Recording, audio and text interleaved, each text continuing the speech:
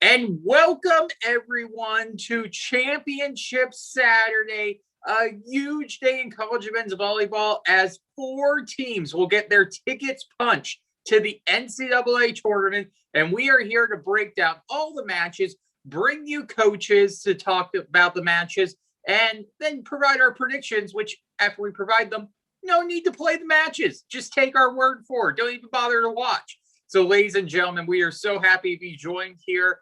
Some of the folks you know from Off the Block already. We are joined by Brandon Johnson, Jonathan Bates, and then we have a new member joining us for postseason analysis, the top libero in Tusculum history, Peter Stewart. Peter, thank you for joining us here to break down the matches. Thank you guys for having me, and I appreciate the best libero in Tusculum. I've earned that one.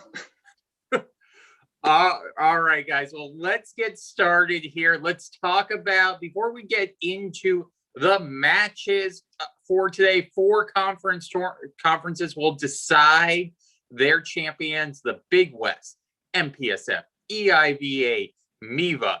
Brandon Johnson cares about probably 2 of those on the West Coast. No, just joking. But let's talk about what happened yesterday. And holy guacamole, people. UC San Diego with the upset against Hawaii. Jonathan, I'm going to be honest with you. I'm on Central Time. I could not stay up for this one. I fell asleep. True transparency, I fell asleep in the 4th. I'm going to need to watch the match on replay. Give me the breakdown. What in the world happened? Because I literally had dreams last night, and this was not in any of my dreams. I don't think it was in Kevin Ring's dreams either. Biggest win in program history. These are the first 2 wins in UC San Diego's history as a Division I, Division II program in terms of their victories in the postseason. They used a strong serve. This was the most serves aces that a Hawaii opponent has got in on Hawaii this year. They used a strong block. It was 12.5 to 8.5. They forced Rado into a career high 13 attack errors. It was a combination of all that. Plus, our off the block offensive player of the year night, Andrew Boyle, he came in the middle of the 4th set. They were down 16-14. He has 15 assists. He sparks them to the come from behind Cinco sets victory. And wow, hats off to Coach Ring and the Tridents. So, Brandon, Peter, I want to bring you in here because the Rado performance was surprising. This is the guy who's going to win National Player of the Year. What were you seeing or that just contributed to Rado having so much offensive struggles throughout the day?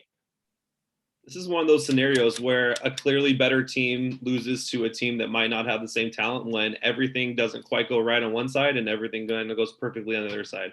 It's that perfect storm that has to happen in this scenario.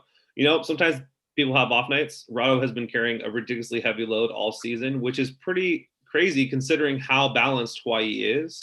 They still set him so many times, and every once in a while, human beings, we're going to make mistakes, and they just happen to run into it that night. So huge props to San Diego. That's such an awesome win for that program. As we'll probably get to here, not certain it's going to affect too much moving forward, but maybe for Hawaii it might be better to get a loss out of the way right now. So something to think about. But yeah, it's pretty crazy performance last night. And Peter, I want to go you just get your thoughts because you talk about a huge victory. You're celebrating as a player, and now you got a championship match to play for in 24 hours. As a player mindset, what is that mindset going on right now for these UC San Diego players? Knowing this is the biggest win in program history. Oh yeah, now we got Santa Barbara coming up in less than 24 hours. Yeah, it's definitely a huge win for them. As a player, you'd be really riding that high after that game, especially taking down Hawaii at the Stan Sheriff. That alone is a massive feat for them. You can't let the moment get too big. You got to remember that there's still one game to do. There's still the job to be done. So at the end of the day, you have to keep that going, but to stay mentally prepared. So and this is the fun part postseason volleyball. When we were scripting this out in terms of, okay, we're going to talk about this match and this match, Hawaii UC San Diego was not the match I thought we're going to want to jump in and focus on. But hey, turns out to be one, which you have to love. So let's talk about, though, the other big semifinal match that happened yesterday. And the one with the biggest bracketology implications, that was going to be Pepperdine, UCLA. And Brandon, I got to ask you as a coach, John Spurrell was perplexed after the match. They out-hit Pepperdine. They out-blocked Pepperdine. Yet you lose in 3. I mean, credit the job of UCLA putting up a fight down multiple starters, but Pepperdine can dig and pass the ball like no other. Yeah, I mean, in that scenario, if you're looking at the stats, the service error situation obviously played a pretty big role in the separation between the two teams. As we've seen from these two teams throughout the year, they're so evenly matched across the board. Those matches have been hard fought all year. It's going to be very hard for the committee to choose between the two of those teams, if it comes down to those teams at all. There's obviously still some other matches that have to be played today. And after last night, we can't really make a full prediction about what's going to happen in those ones. But yeah, so I was messaging with a couple of you guys last night, just talking about what an awesome job David Hunt has done with that Pepperdine team. Because when I watch that team, I don't get the vibe of a team that, should be winning as many matches as they are. And you know what? They just win. They win. They compete. They're great across the board. So, props to them. And, it would be very important for Pepperdine to go ahead and just win this one and not have any questions moving forward. But, if BYU was to finish off the job, it is definitely going to be an interesting choice to make for the committee here moving forward. And Peter, I want to bring in get your thoughts. How impressed were you with the job that UCLA was able to do, given they just got ravaged by COVID protocols? They were down 3 or 4 starters this week. Yeah, I thought they played a great game despite the 3-0 loss. It's not every day that the team that has the best hitting percentage is getting swept, especially in a playoff game. And, that's just the benefits of playoff volleyball. You really don't know what's going to happen. But again, credit to Pepperdine. They really came out to play. They limited what they can control, and that was on the service line. And, as they said, that's really what it came down to for UCLA, the missed serves. All right, so that was a crazy match, fun match. Pepperdine advances, which, as Brandon alluded to, crazy headaches for the selection committee now. Crazy headaches, because ultimately what happens now, if you are in the NCAA Tournament Selection Committee, if we say everything goes chalk today, which now chalk is number 2 seed, UC Santa Barbara winning, ultimately you come down to Pepperdine, Hawaii, you come down to Pepperdine, UCLA, trying to decide that final at-large bid. You have to look at what criteria factor do you consider more important. Do you consider head-to-head record more important? Pepperdine has that 2-1. Or do you say, we want to look at the entire body of work, that record against teams under NCAA tournament consideration? That is the important one. If you do that, UCLA has a better record because they have those 2 wins against BYU. So UCLA 3-4, Pepperdine 2-5 in that category, or 2-6 if they lose today against BYU. Fellas, that's a difficult situation, I think, for the committee. I don't know how you slice that. I'm thinking back to 2018 with Hawaii, how they were not able to get the at-large bid despite beating UC Irvine in the conference tournament. Similar situation. They had a 2-1 head-to-head lead. The one big difference, I know people are going to make analogies to that. That year, you had a lot of data that you could use because we had a full season. You were able to use the full RPI. You were able to use everything. You don't have that this year. You just absolutely don't, because there were no non-conference matches. I think the data is incomplete. I just find this is going to be a fascinating decision for the committee to be in. So with that being said, I'm the dork in this because I never played volleyball. So this is like my area of doing the bracketology stuff, because I got like a 3-inch vertical, if that, like very proud in that 3-inch vertical. So let's take a couple minutes here. I'm going to open it up to you guys. What questions or thoughts do you have about the bracketology? that I may be able to help answer. I got one, Vinny. And it now applies to what happened last night. If UC San Diego wins tonight, is there any chance that it goes Hawaii and Santa Barbara as the at-large bids? That's a really good question. So I think if that's the case, then you almost have to, in some regards, that helps UCLA a little bit better because now you have to broaden everything out and say, okay, let's look at the big picture. So the interesting thing for UC Santa Barbara is the Hawaii loss kind of hurts them in the sense of, hey, if UC Santa Barbara was to win the Big West, that would mean that you take down Hawaii if Hawaii advanced. So UC Santa Barbara, they're going to be ultimately coming in. You're going to look at that 0-3 against teams under NCAA tournament consideration. End of the day, though, you look at the numbers and everything. I think UC Santa Barbara still has a good case for why they should get. If they lose, you would have a better overall record. Strength of schedule, RPI, kind of a moot point. But UCLA, if that case happens, once again, I think that it reduces the head-to-head against Pepperdine, gives them a better chance. And I think it's tough. And this is just the human in me talking about this. With no non-conference play this season, I think it's tough for the committee to say, we're going to give both at-large bids to one conference when you can't say one is superior or better than the other. That's a doomsday scenario, truthfully, for the committee. And I know you've talked about this before with us, but I feel like with you mentioning the incomplete data and everything, I feel like head-to-head is going to weigh so heavily on these voters. I know it's not supposed to. I know it's supposed to be just one factor. I know that, a loss in 5 is similar to a win in 3, right? I get that. But with this being such a weird year, it just feels like that 2-1 advantage for Pepperdine head-to-head is going to play a much bigger deal than any other year. Correct me if I'm wrong here.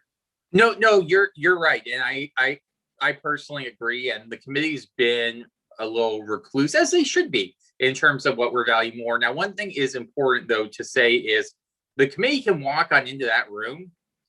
They're not told you have to treat, all the data equal. We kind of do that with our bracketology. Hey, we're going to treat it all equal. But the committee can come on in and say, you know what, we think road record is the most important thing. That was the case with UC Irvine 3 years ago, why they got that large bid over Hawaii. So you're right. Yeah, I think with incomplete data, you got to look at what happened on the court. That's my personal opinion, but it doesn't matter because I'm like Aaron Burke. I'm not in the room where it's happening. So Bates, what do you got?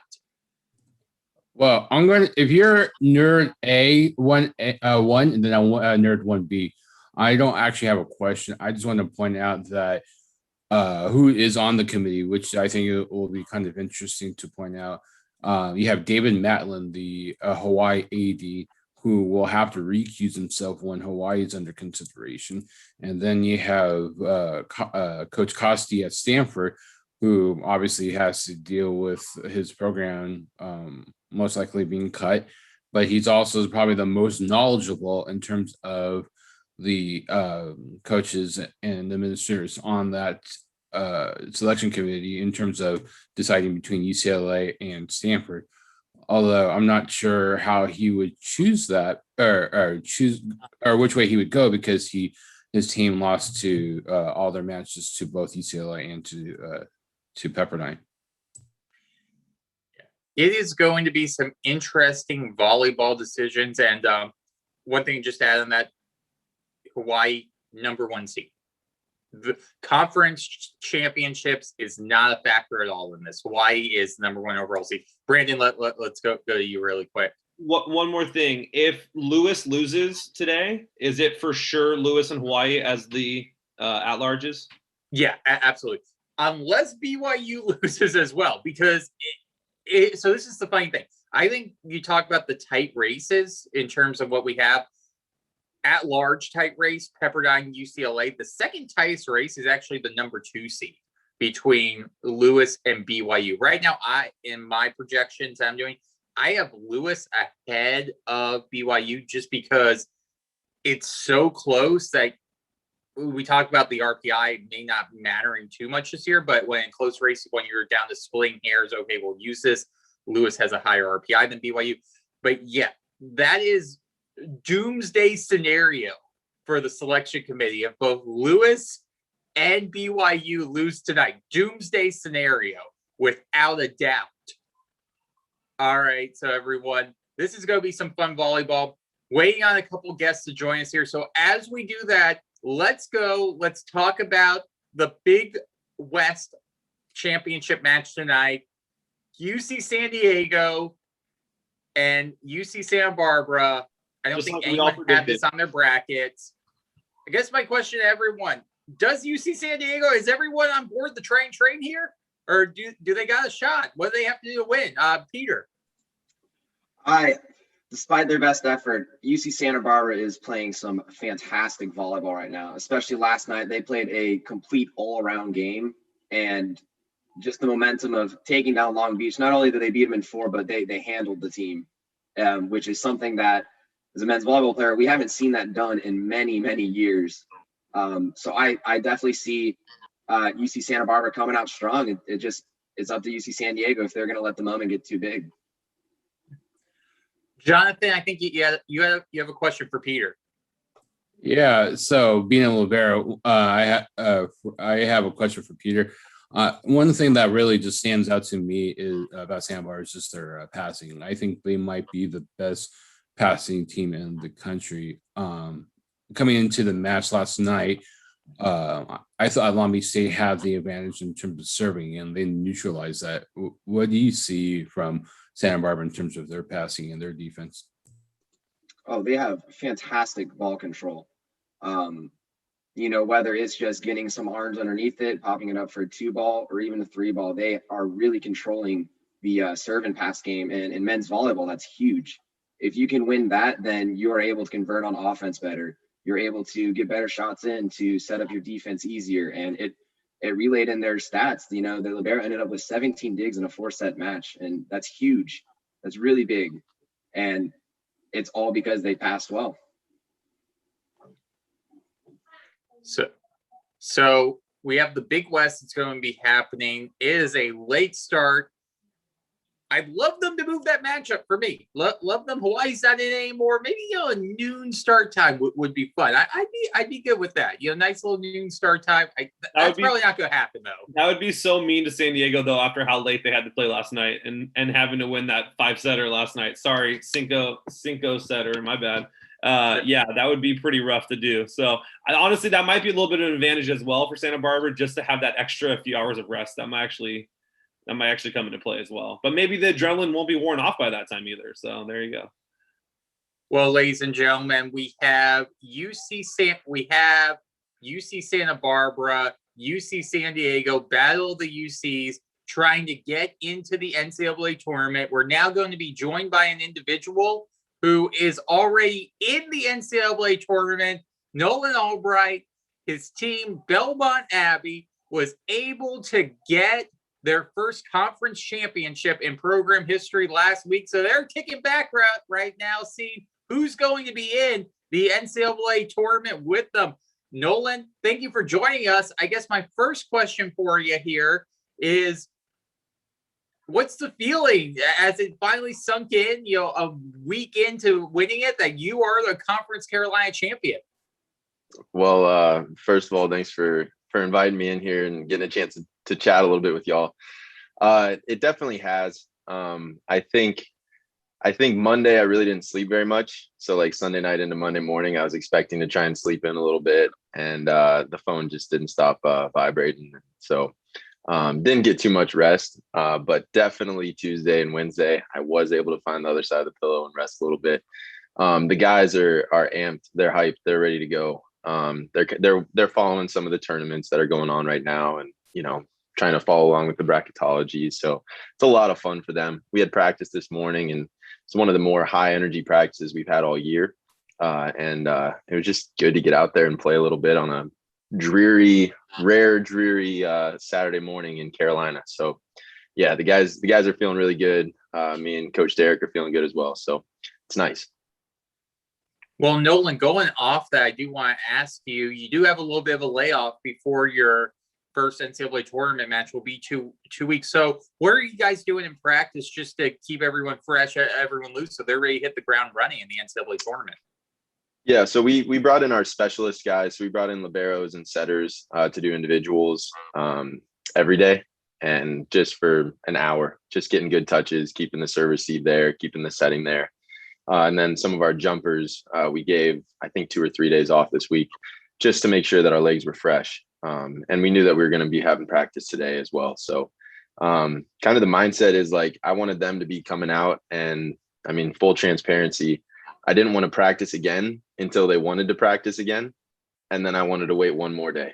So I wanted them to be like cage tigers out there on the court. And today I think we were, and I think we will going into it, because there's way more that we're going to do that's going to mess up our flow and our playing ability than we can ever hope to improve on in the next week. I mean, we're not going to be putting in new systems, new stuff.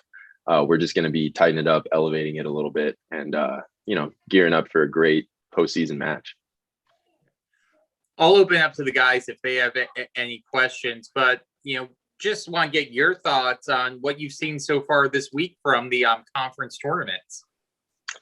It's been exciting to watch. Like, I mean, last night, Hawaii's match against UC San Diego, that was a blast, and getting a chance to watch Penn State play a little bit, it's been really nice. I mean, quite frankly, as the head coach, I've watched mostly our matches, and I deal mostly with our team, and then I kind of pawn off a lot of the scout to my assistant coach. But it has been really good to be a fan of volleyball and watching. And I don't even know what matches to watch. I got Crab and Bourne playing up here on my TV. I'm watching beach volleyball. Then we got the women's matches. We got the national championship tonight, and then we got conference matches every day of the week. Like my head is spinning. There's so much volleyball. It's like my ideal week. It's Christmas. Well, I do want to ask you, going into the NCAA tournament, you look at, just kind of the overall big picture. You guys are probably going to be playing one of the top teams in the country to start off the tournament. So what does your team have to do to be successful in that environment when you're going to be playing probably the best level of competition you've faced all season, with all due respect to the people on your schedule this year? Yeah. We had a good non-conference schedule slated for this year. I think we're going to be hosting Ball State, Purdue, Fort Wayne, Princeton, Mason. We're going to be hosting those teams, and then we're going to be traveling to Lindenwood and McHenry. We're also going to be traveling to NJIT this year. So we had a really good non-conference schedule slated. And I think one of the benefits of being a part of the conference that we are, Conference Carolinas, is that some of the top dogs in the conference are playing at an elite level and are winning matches nationally. So I think we have 3 teams that were top 15 in the RPI as well. So, we did get challenged a lot this year, and not just by the other teams, but also by COVID and also by just ourselves. And what we found was that the majority of the times the other teams were winning, we were scoring all of the points. We were scoring the points for us. We were scoring the points for them. And so I think what ended up happening is we sort of limited, or not necessarily limited, but came with a little bit more controlled aggression into our serves, a little bit more controlled aggression into our swings, and eliminated giving the other team points without even having to do anything. Basically, if they weren't netting, then they were getting the point. And so we're going to try and do the same type of stuff. Like, we're not going to slow up. And yeah, we'll face a few more physical blockers. We'll face a few more physical serves. But I think at the highest level, what you end up seeing is that 4 out of 6 guys end up topspin serving above 40 miles an hour. As opposed to only, a few out of 6 that are top spinning at the high speeds. But we have a few guys in our gym that top spin serve just as hard as the guys on Hawaii do as well. So, and so does Mount Olive, so does King. So we faced a few glimpses of what we're going to be facing. The thing is, we have to face it 4 out of 6 times now instead of 2 out of 6 times. So that's the biggest difference I see, is just, it's going to be a continual pound from the right side, middle, and the outside. And the benefit of our team this year is we have that too. So we're going to try and limit our errors. We're going to try and stay aggressive. We're going to try and be the first team to 5, first team to 10, all the way up to 25. So, I mean, there's no real, I mean, that's a whole bunch of coach speak right there. And I've learned that in the last 4 years, is you just kind of skirt around, strategies and stuff. But to be honest, that's the truth right there, is that's what we're going to do. Well, Nolan, we want to thank you for joining us. Oh, sorry. We'll go to Jonathan Bates with a question before we let you go. Jonathan. I I'm probably not going to be hurting any feelings, but I think it's safe to assume that the selection committee will probably slot your team into the play-in match. I just wanted to get your feelings on the NCAA moving all of the matches to Columbus this year, as opposed to having the play-in match off-site. Yeah, so in 2019, Barton hosted Princeton, and that was a cool experience for the conference to host a first-round match there. So there is a potential that we would get a 6 seed depending on how these automatic qualifiers end up turning out. But regardless, it's still, I mean, I've seen the movie Hoosiers. You guys asked me the question the other day, like what's a great pre-match speech? And it's like, well, the net's still 7 feet, 11.5 inches. And, I think it's going to be a great environment, and it's an awesome opportunity for all 7 teams that get to play there, because Ohio State's facilities are phenomenal. And we're excited to go up there and play in a great facility against great opponents. And whether we're the number 1 seed or the number 7 seed, we're there. And so if you're there and you get a chance to compete in the last few matches of the year, that's all you ask for as a coach. That's all you ask for as a player and as a recruit coming to play for us too. So I'm just really excited about it. And I think that's the tone that the guys have too, is like, yeah, we're excited to be there, but we're not excited just being there. So we're going to try and elevate our game and continue to play well. Well, Nolan, we want to thank you for joining us today. We want to wish you the best of luck. We would say have fun, watch it, or I hope you have a good selection party, but we still don't know when the selection is going to be. The NCAA hasn't announced that. We know it's going to be sometime Sunday. So, hey, want to wish you the best of luck, and thank you for joining us today to talk about Belmont Abbey. So, ladies and gentlemen, that was Belmont Abbey Coach Nolan Albright joining us here for a pregame show. We talked about the job that Belmont Abbey has done winning a conference championship. We're now going to be joined by another coach who he's won a couple conference championships himself. Believe it or not, DJ Khaled's song, All I Do Was Win, was inspired by this man. We are now joined by Coach Mark Pavlik, a couple hours away from his team taking on George Mason in the EIVA championship. So, Coach, got to ask you to start this thing off. Last time you saw George Mason, didn't go your way. A fun, entertaining match beyond belief. Super competitive. What do you guys have to do today to get the victory?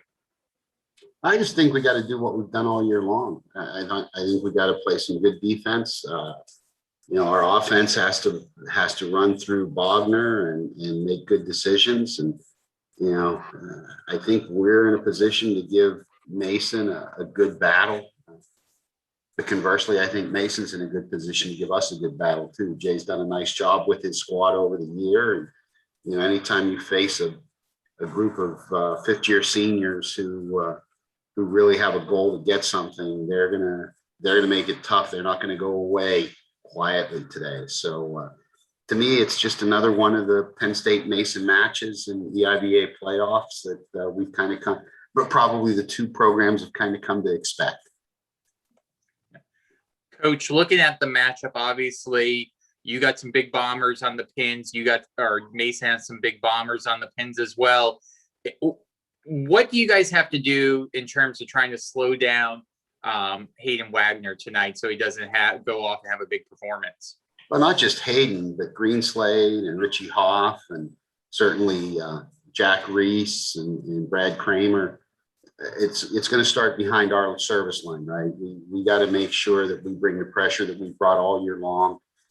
If we can put them in enough situations where they're predictable and our defense has a great opportunity to really see what's coming at them, I like our chances to put ourselves in position to get a great swing out of that.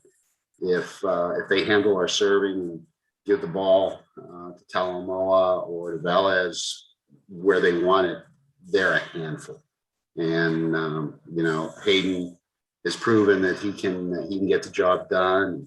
Greenslade's been around long enough to know what's going on, and certainly Richie is going to be another pain in my butt for the next 3 years, given what he's been doing. So like I said, I think it really starts from our service line. If we can serve the ball effectively, like we've been doing all year long, we'll give ourselves some opportunities, and then it's up to us to convert those opportunities. Coach, we're joined by the Off the Block conglomerate here. I know Brandon Johnson on the West Coast that has a question for you. Hey, Coach, congrats on making it to the conference finals again. It's great to see Penn State back there where they belong for sure. I do have a question. I know you mentioned Cole Bogner a minute ago. Can you talk to us about the importance of having someone with that much experience leading the way for your offense? Yeah, I think, Brandon, if you guys go back through the history of certainly the NCAA championship, I think there's only been twice in the history of the NCAA championship that it's been won with someone with a freshman setter. And at the same time that the freshman setter won it, I think the player of the year was the left side hitter for that particular team that year. So I think that the overall experience of somebody that has been running an offense for 2 to 3 years can't be overstated. And especially with somebody like Bogner, who I think has come up with the hitters that he's come up with. And Cole has just gotten better and better and better. And it's been fun to watch his development. And I think he's at that point. I think every setter reaches a point where now they understand, all right, I understand what kind of offense we can run and what it does to the block and B of our opponent. And I think it takes a little bit for them to understand, to think in that depth of the opponent's court. But I think that once they get to that point, now all of a sudden they're able to put their hitters in some even better positions. Coach, you look at, obviously the history of Penn State, 30 plus EIBA championships, but specifically for this group of players, just because of, the COVID shutdown season and, just the growth in the EIBA, this is going to be this group of players' first EIBA final. So I want to ask you, you're around the team. Are they feeling all the pressure, of being in this type of championship match? What was the atmosphere like in Southern Pass? Do you feel good vibes? Everyone staying loose? Yeah, I know where you're coming from with the question, Vin, but when you look back at the EIBA championship at Princeton in 2019, Bogner was setting, Wildman was on the court and had his best match of the year as a freshman. That was the year where Bantle had dislocated his elbow 3 weeks prior to the end of the season. So who was our libero? Fisher. So those three guys were on the court in a 5-game match that ended 16-14 Princeton. So they've been talking about that for the last half of the season with the new guys. And really, you got Koval out there, and Tuman was part of that group that was in 2019. So was Marsh. They just weren't starting. They weren't playing at that point, but they were with us. So it wasn't like they didn't go through it. And I think we play in enough matches now that they understand that it don't make it bigger than it really is. It's a game. And I firmly believe that the toughest matches to win are the ones that you're supposed to at this time of year. And just given the seeding and our past success, which trying to tell the guys past success does not equal future outcome. And we've got to play well. And I think the guys have bought into that. Practices have been great. This is a group that's just so much fun to be around. And, groups like that, I understand that every day I'm going to walk out of the gym saying, yeah, he took a pot shot at me today, but I'm getting better at retaliating. So they're good to go. They're as comfortable as they've been all year long. Coach, I appreciate you humoring us with this interview. I think we have time for one more question. We'll go to Jonathan Bates. Jonathan. I'm going to ask this question just to annoy Brandon. Not really, but Coach, we were before you hopped on, we were talking about UCLA's lost yesterday, and it was because of service errors. But we all know that you can't win if you don't serve tough. And your team is the second best in terms of aces per game. Dame is number one with their limited schedule, I would say. My question to you though is, what's your mantra, your message to your team in terms of serving tough? Do you have a certain threshold or patience for service errors, or you just have them rip it and you live I'm a with the pretty service patient errors? guy. I'm a pretty patient guy, Jonathan. I guess I take my philosophy on serving from the golf world. If you want to win the Masters, you can't win it with a 5-iron. You got to pull the big club out of your bag and you got to use it. And you got to be confident when you need to use it. And are we going to have service errors? Yes. But the amount of time we spend in practice, passing and serving, has grown significantly in my career.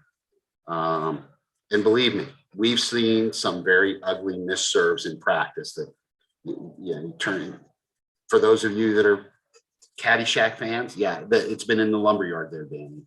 And I think that the guys are getting more and more comfortable with understanding that consistent serving comes with the attention to detail and the process of serving. And as soon as you let your mind go to the outcome of serving, you've now completely gone away from everything you want to practice. This group has really taken to heart the idea of being where their feet are. And I can't get caught up in service errors and service aces simply because that's an outcome. If we can get good enough athletes, if we can put them in the proper situations in practice day in and day out, if we can give them feedback that they understand and can process, then I'm willing to live with having a team that serves really well. And hey, through this journey, we've had matches where we've had 25 plus service errors to get to this year, where I think we've served the ball pretty well and have limited our errors. So, and I think in the men's game, if I hand Lewis the ball with our serve, Dan's guys are going to say, thank you very much. And they're going to run it down our throat. And not only are they going to run it down our throat, first swing kill, big bounce by Tyler, they're going to turn around. They're going to just be fired up. Look what we can do. We're invincible. If I miss a serve because we're serving tough, there's a pretty good chance that Dan's passers are going to go, I'm glad Fisher missed that. And I would much rather have them side out on our terms than them side out on their terms and start their roll of confidence. So I think missed serves in the men's game can be something that can work for you also. Does that make sense? Yep. Thank you very much, Coach. No, that makes sense. And Coach, you are a media pro right here. I have to say this because we got Dan Friend who just joined us in the chat. Beautiful segue to get to him. You're a vet. You've been through this before. Hey, I only want to say one thing and one last thing, and I'll leave it to Dan to build on this, but I can't tell you how grateful and appreciative I am of all the work that's been done behind the scenes to get us to this point of the season across the board in the men's game. I can't imagine what the NCAA is trying to do in this time of the pandemic to make sure all of our guys are safe. I can't imagine what each individual league has done to ensure that we give our student athletes the opportunity to feel like they've played an entire season. And if you would have told me in the EIVA in our meetings last September, hey, we've got go ahead, schedule 24 matches. And at this time next year, 9 months from September, you will have played 22 and you will be playing for a league championship to get to NCAAs. I would have signed on immediately right there. So a lot of thanks go to a lot of people to get us through this unprecedented times, to let our guys be able to do something that they enjoy and to feel like we've got a full season. So, and to you guys for covering us, thanks so much. So I'll let Dan go. He's a much better speaker than I am. Well, Coach, you're handling the job for me on the segues. I love it. Coach Pavlik, thank you for joining us. And as Coach Pavlik alluded to, we're now joined by Dan Friend. Luck, Dan. His Lewis team is preparing to take on Loyola, an Illinois showdown for the MIVA championship. And Coach, before we get into the match, let's just jump on what Coach Pavlik was saying. Can you just comment on the job the MIVA has done this season in one, pulling off the season, but ensuring player safety as well? Well, I think we certainly owe a lot to our administration here and our athletic training staff and all the behind scenes to try to figure a lot of this out, which has been, a ton of work, I think.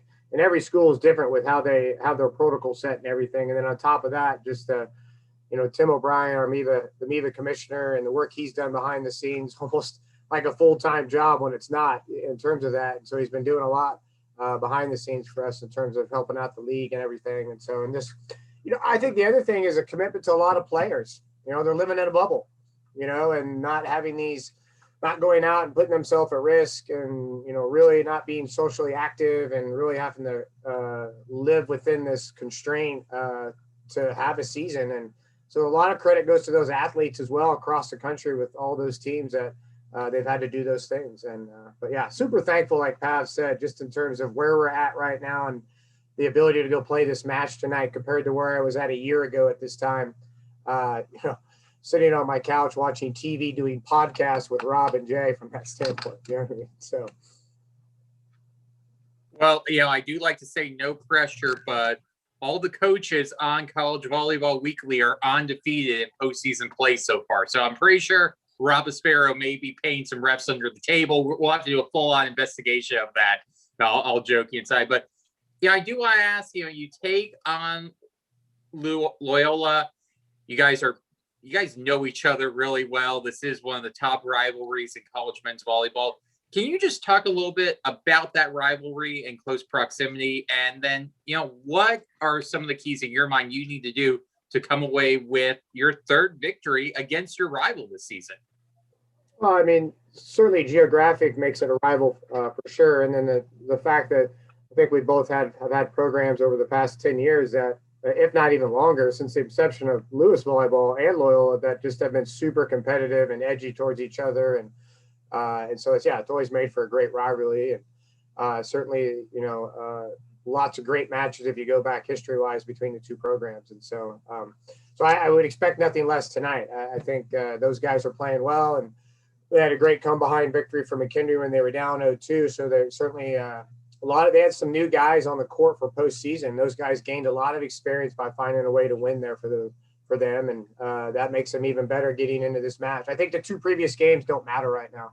I think you got to go out and play great volleyball at this time of the season to put yourself in the position that you want to be to win. And certainly, like any match, the serve pass battle is key. And we got our couple of big horses that we want to get going for sure, and Kunin and Mitchum. And I think Bouge could be a little bit of an X factor for us as you go out and have a great game, both serving and attacking wise, because then all of a sudden he balances everything, and TJ at the same time. So, and then Kevin, I think, becomes even the bigger catalyst. It's like, Kevin runs the show at a high volume for us and is serving great, and he's a big block. And so, yeah, I think you got to go out and play great in this situation. Loyola's got some great pieces, and Cole and Zoli running the show, and got some young middles that have continued to get better each match. And you got Luke Denton on the opposite, who certainly presents a challenging factor for us in that sense. But yeah.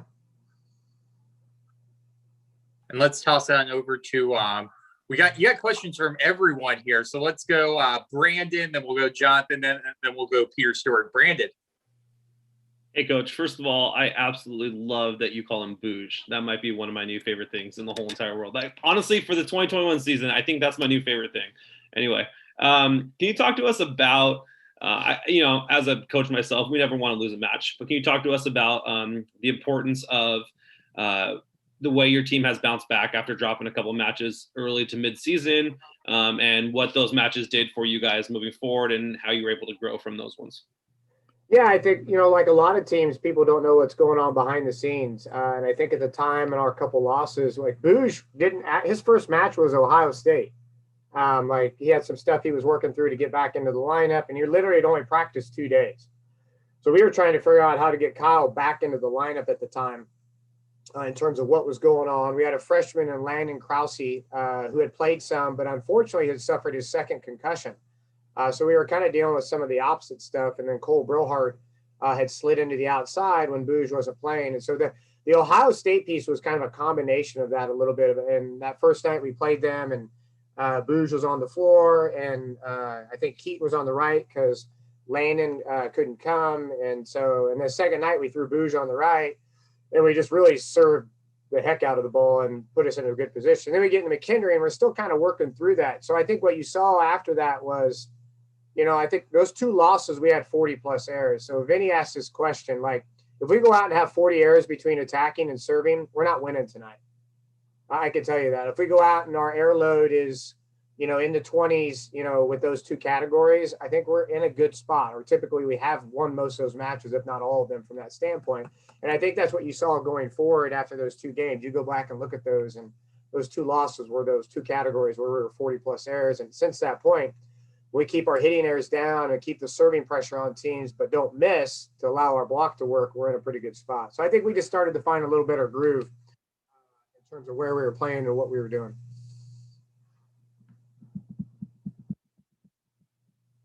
And then let's toss it over to Jonathan Bates with a question.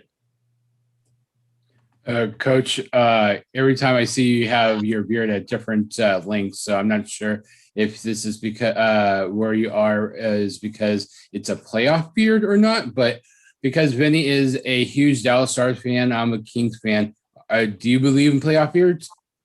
No, I got a beard all the time, so I just change shapes and sizes. And so right now we're going with a little bit of longer goatee look with the beard. So that's where we're at today. So. Yeah, Jonathan, I'm trying to think. I think the last time I saw Dan Friend without a beard was 2007, 2008, when his team was rolling on into Muncie. When Matt McCarthy was still a player.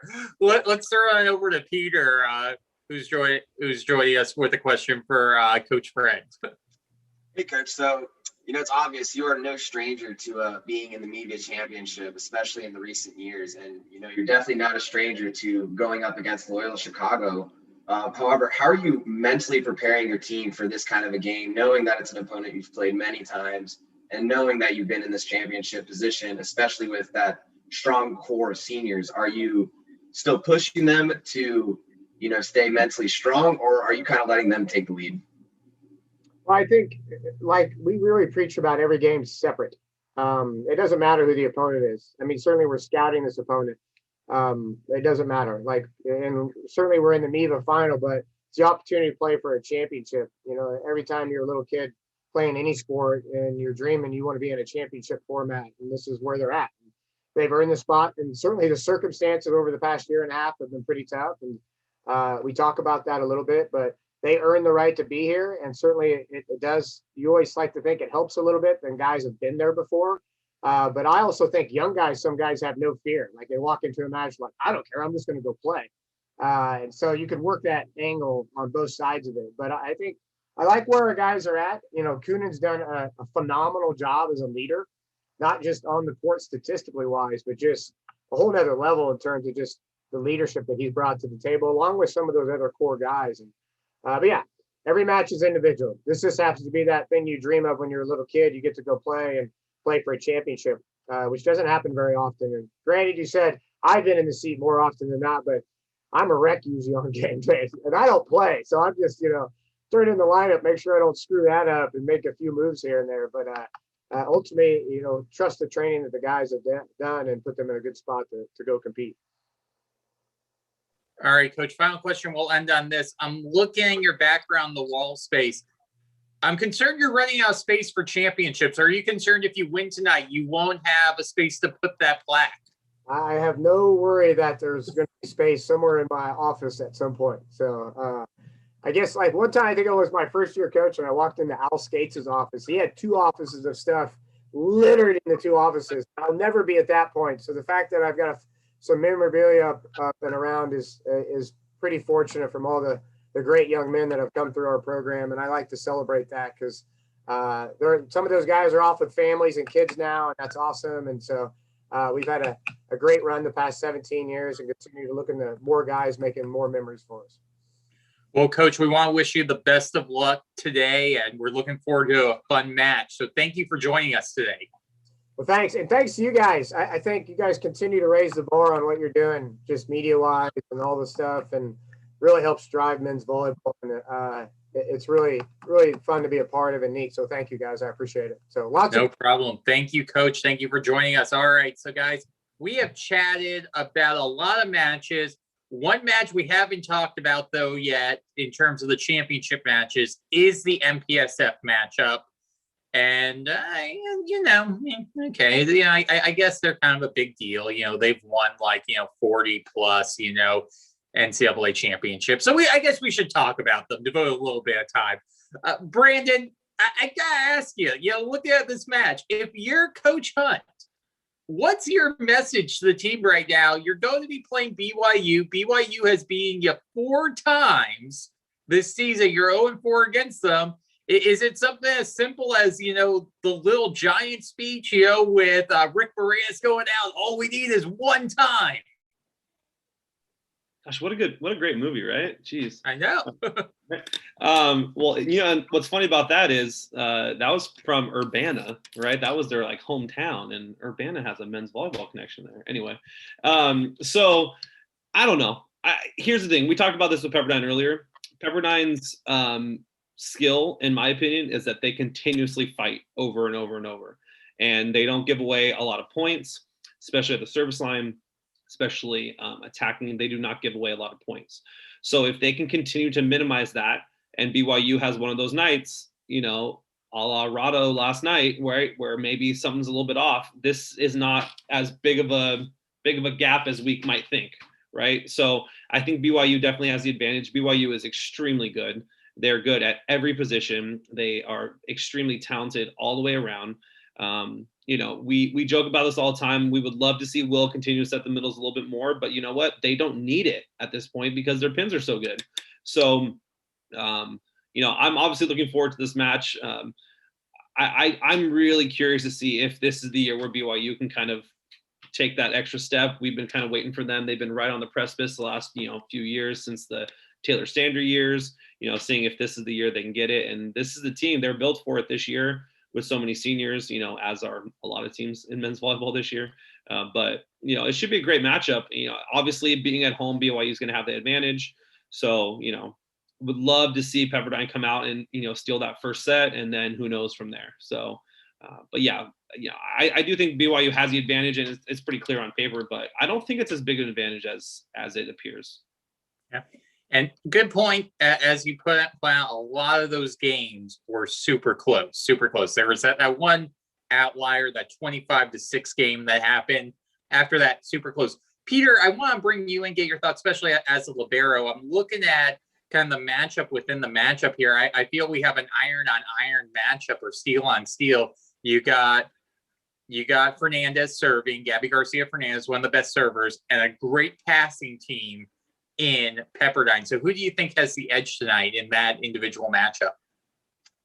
If BYU can control the serve, I would give them the advantage in that.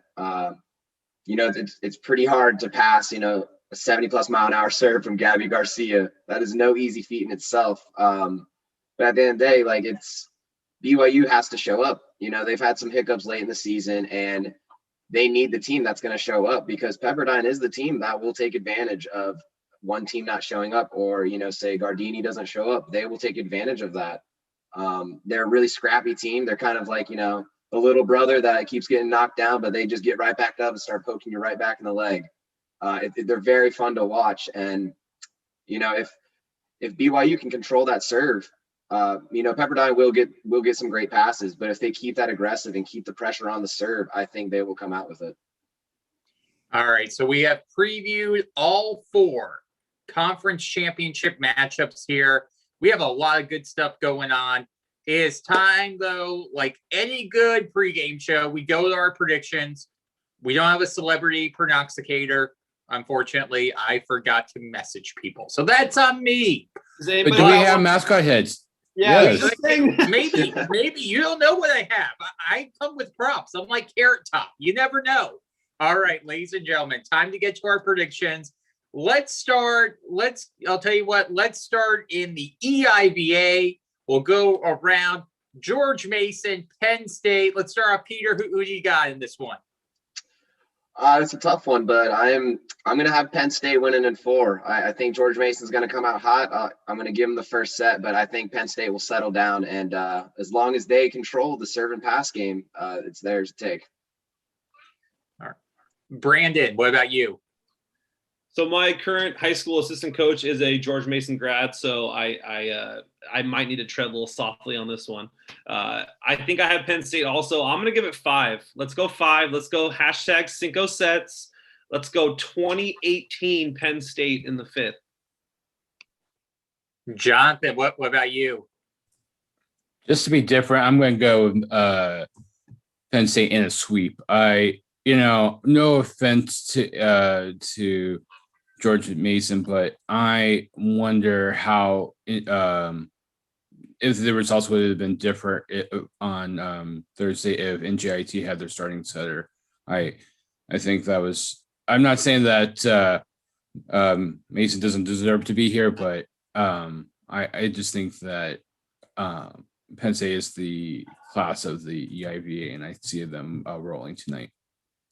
So this matchup reminds me a lot of a movie in the 70s.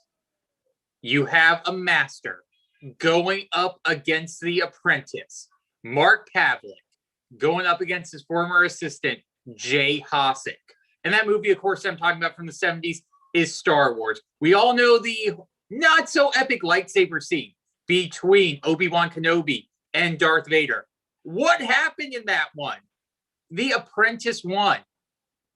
And I should have thought this analogy through a little better because I'm going with Penn State. Penn State is going to come away with the win. Should have really thought that one through before I get going, but I'm just going to keep going with it. All right, let's now continue. That was not great, but man, that was funny. Thanks, Vinny. Yeah, I do what I can. Do what I can.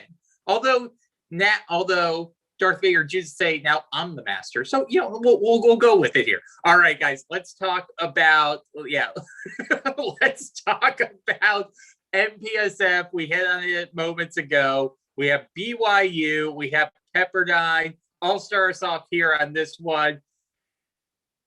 There's no fans, but I still think BYU, even with no fans, they have limited fans. Excuse me, they got limited fans in attendance.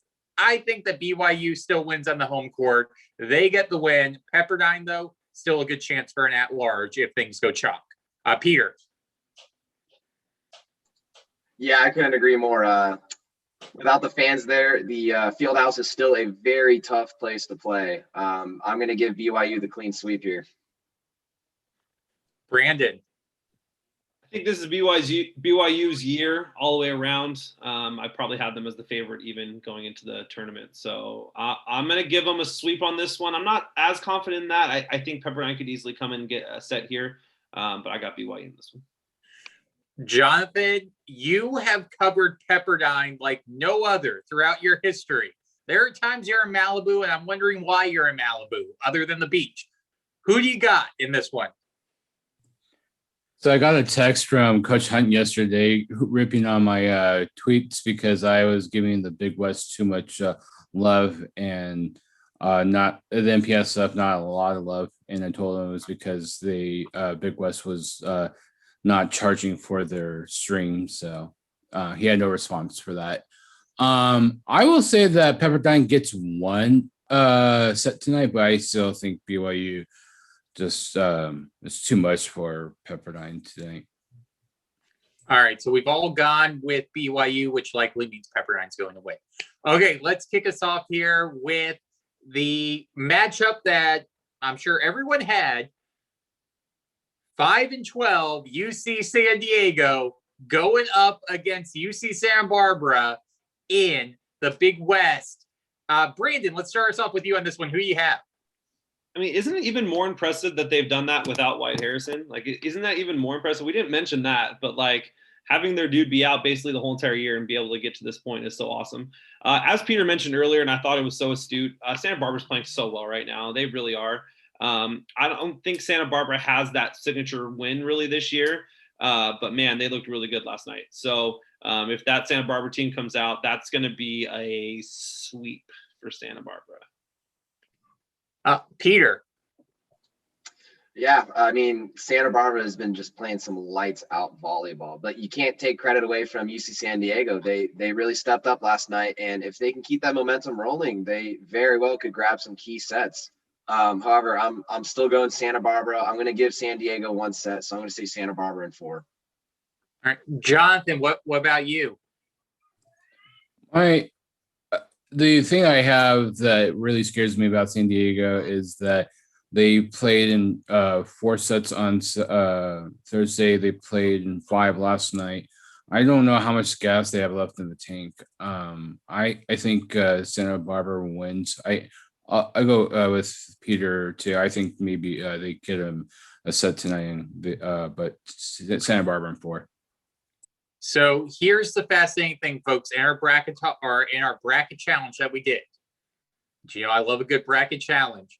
0% of people had UC San Diego in the championship match. 0%. It is just, it's so funny in so regard. You love volleyball. You know what? Give me Ariel's father. Give me the Tritons.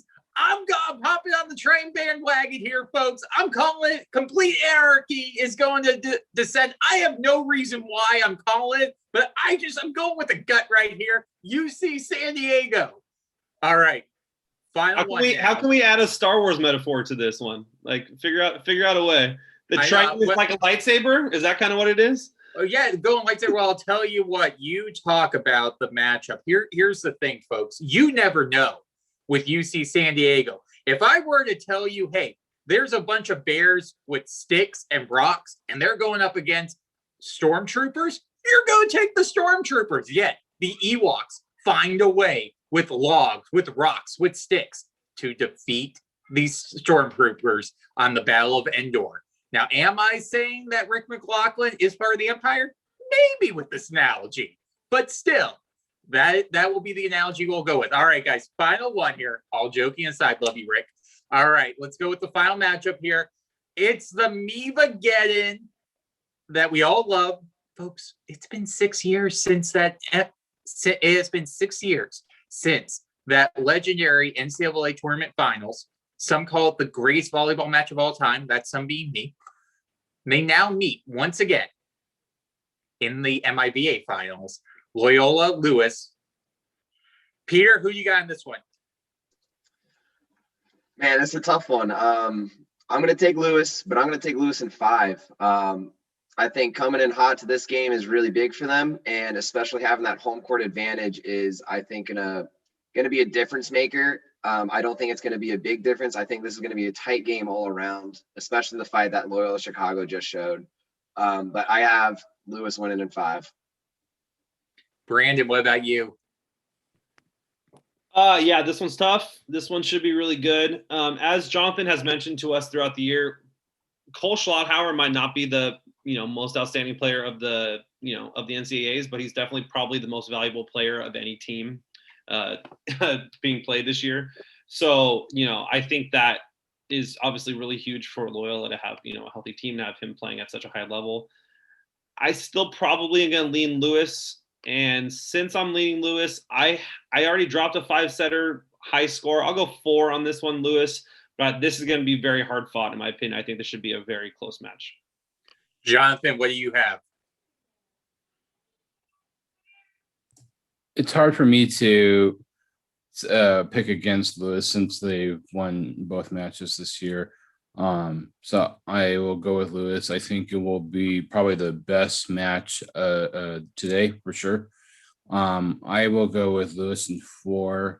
I think their senior leaders are just going to will them to victory over Loyola. So, folks, children are our future. That is just a fact. They will replace us all eventually when we die. I know I went morbid here, but just go with me. So you want to look to children for inspiration. My 3-year-old Addie, one of her favorite books is this book about Amelia Earhart. What was Amelia Earhart? She was a flight pilot, a flyer. Lewis is going to win this one. I couldn't get their mascot, but we have a book. Lewis is going to win this one. That is my pick. And on that note, thanks everyone for checking out this pregame show. Hope to do this again. Enjoy your college volleyball Saturday. So excited. I can't even talk anymore. Ladies and gentlemen, thank you. This is going to be some fun volleyball. We'll see everyone later on. Be sure to go off the block for all your men's volleyball recaps and coverage of the matches tonight.